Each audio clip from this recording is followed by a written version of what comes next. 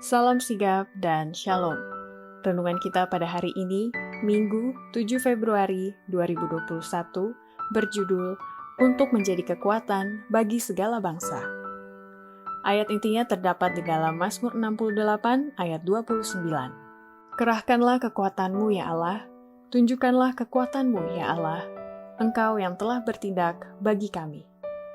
Pena Inspirasi menjelaskan yang dimaksud dengan judul renungan kita pagi ini, untuk menjadi kekuatan bagi segala bangsa, sehubungan dengan kita sebagai putra-putri Allah adalah sebagai berikut.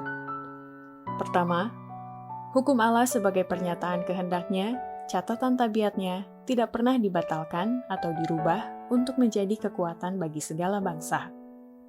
Hukum Allah sebagai pernyataan kehendaknya, catatan tabiatnya, harus bertahan sampai selama-lamanya, sebagai saksi yang setia di surga.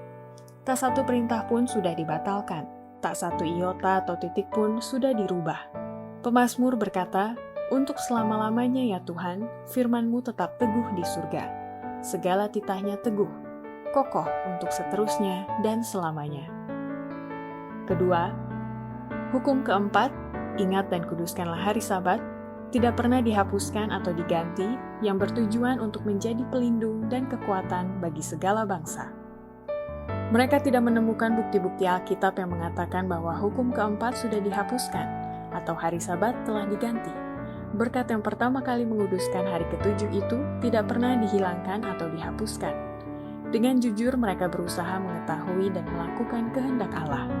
Sekarang, sementara mereka melihat diri mereka sendiri sebagai pelanggar-pelanggar hukum Allah, duka cita memenuhi hati mereka, dan mereka menyatakan kesetiaan mereka kepada Allah oleh memelihara hari Sabatnya yang kudus.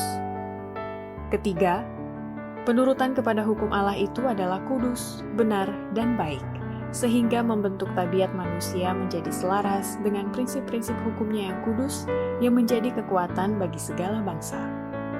Melalui firman dan roh Allah telah dibukakan kepada manusia prinsip-prinsip agung kebenaran yang terkandung di dalam hukumnya.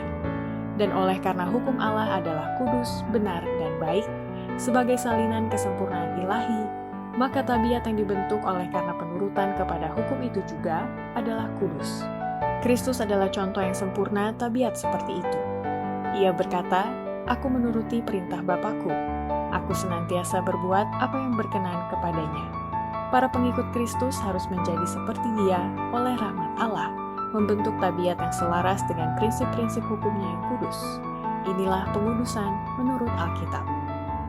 Keempat, konsepsi yang salah mengenai tabiat, kekekalan, dan tuntutan hukuman ilahi telah mengakibatkan menurunnya ukuran kesalehan di dalam gereja yang akan melemahkan kekuatan bagi segala bangsa.